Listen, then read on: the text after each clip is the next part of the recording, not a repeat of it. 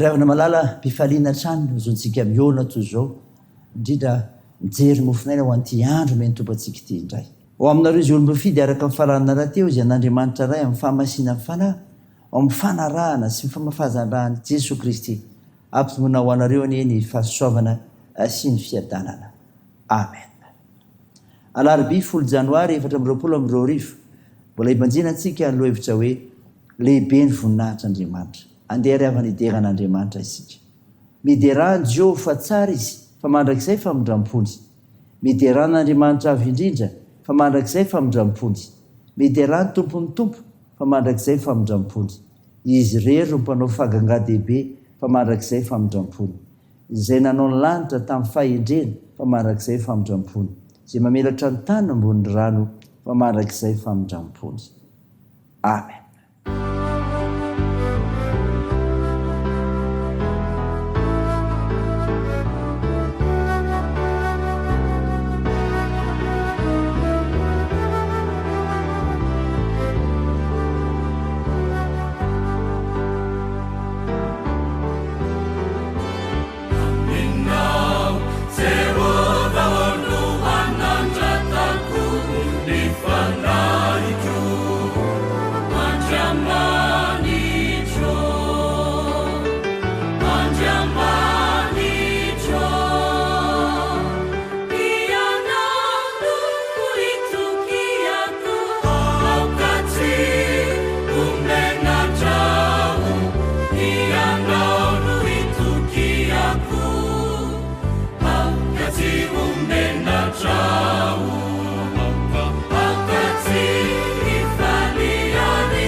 Fa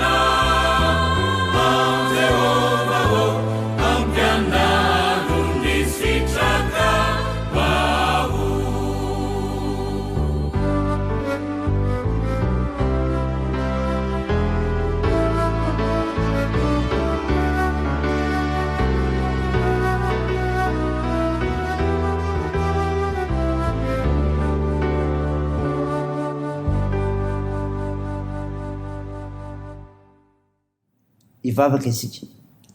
Andriamanitra mitondra ny fiainanay ianao fa tia ny olona rehetra hovonjena ary manomana seza fiandranana ho anay miaraka aminao. Midera sy mankalaza ary mame voninahitra anao masina izay tompo noho izany fitiavanao anay izany.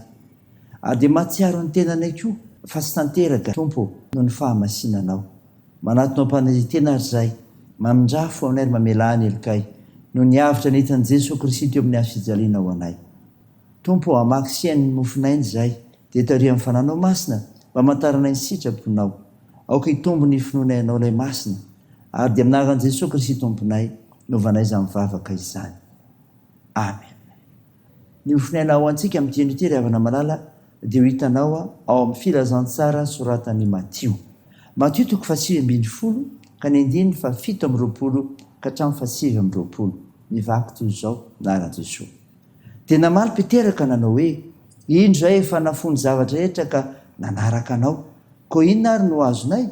Fa hoy Jesosy taminy, lazaiko aminareo marina tokoa fa rehefa mby amin'ny fanavozana ka hipetraka amin'ny seza fiandrianan'ny voninahiny zanak'olona, ianareo koa izay manaraka dia hipetraka amin'ny seza fiandrianana 12 ka hitsara fian'i Israely 12.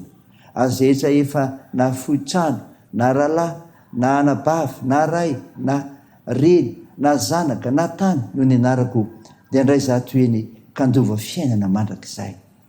Amen. Ray masino manamasinanay amin'ny fahamarinana, ny teninao ny fahamarinana. Amen. Ry havana malala, ho aminao hatrany ny fiadana avy amin'ny Jesosy Kristy ilay tompo samonjy antsika manoloana mofinaina izay omenanao. Mofinaina renesika teo ry havana dia izay voasoratra tao amin'ny Matio 7:20, 7:20 ka 7:20, izay milazany amin'izay mahafony zavatra rehetra noho ny amin'ny Jesosy Kristy. Ary zava-dehibe ry havana, izao ny voalaza atony amin'ny fanontaniana petraka Petera. Indro zahay efa nafony zavatra rehetra ka nanaraka anao, koa inona ary no azonay? Zao ry havana ambaran'i Jesosy, hipetraka amin'ny seza fiandrianana. Zany ry havana, hipetraka amin'ny seza fiandrianana.